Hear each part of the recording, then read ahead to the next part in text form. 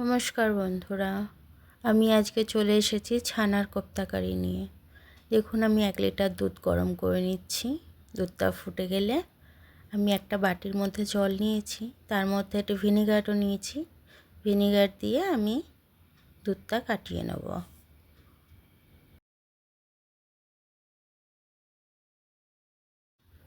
ভিনেগারটা দেখুন, এবার আমি দিয়ে দেবো। গ্যাসটা লো করে দিয়েছি আমি। একদমই পরে এটা দিয়ে নাড়তে নাড়তে আমি একটু চাপা দিয়ে দেবো, তারপরে একদম ছানাটা কেটে যাবে। দেখুন, একদম ছানাটা কেটে গেছে। এবার আমি ছানাটাকে ছেঁকে তুলে নেব, নিয়ে ধুয়ে নেব।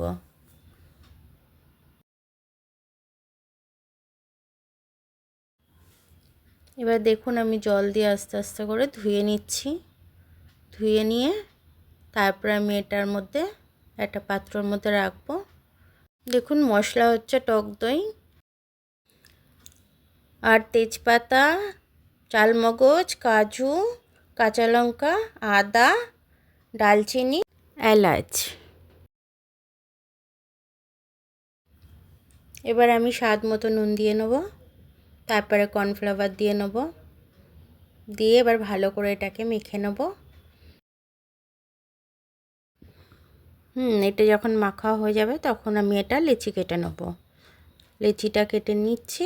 কেটে নেওয়ার পর আমি এটা গোল গোল করে শেপ দিয়ে নেব, দিয়ে তেলে ভেজে নেব।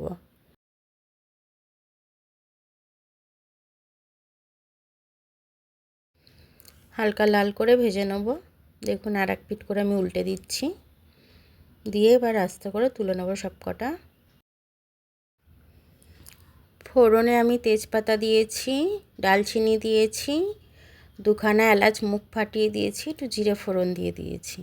তারপরে আদা, চালমগজ এগুলো সব বেটে রেখেছি। বেটে আমি এগুলো দিয়ে দিলাম।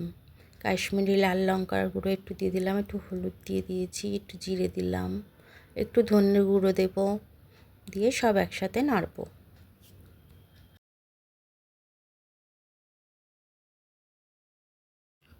কাশ্মীরি লঙ্কাটা দিয়েছি একটু কালার আনার জন্য। এবার আমি এটাকে ভালো করে কষে নেব। আর এইদিকে আমি 100 গ্রাম দই ফাটিয়ে নেব ভালো করে, যাতে কোনো দানা ভাব না থাকে। কষতে কষতে দেখুন তেলটা ছেড়ে দিয়েছে, ওপরে তেল উঠে এসছে। তারপরে আমি এবার টক দইটা দিয়ে দেবো আর একটু নেড়ে। পুরো 100 গ্রাম টক দই আমি দিইনি, চামচ ভর্তি করে করে 4 চামচের মতো দিয়েছি। এবার আমি দইটা দিয়ে ভালো করে কষে নেব। কষে নিয়ে তারপর আমি এটায় জল ঢেলে দেবো। জল ঢেলে দিয়ে একটু চিনিও দিয়ে দেবো এর মধ্যে আমি, দিয়ে এবার এটা ফুটতে দেব। আমি এটা ফুটতে দেব জলটাকে খুব ভালো করে। ফোটা হয়ে গেলে আমি ছানার কোপ্তাগুলো দিয়ে দেবো।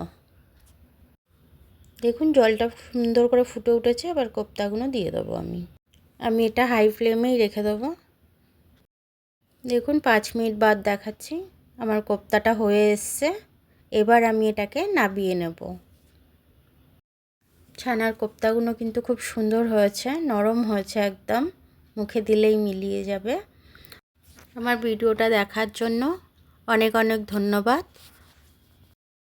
কমেন্ট করে জানাবেন কেমন লাগলো খেতে।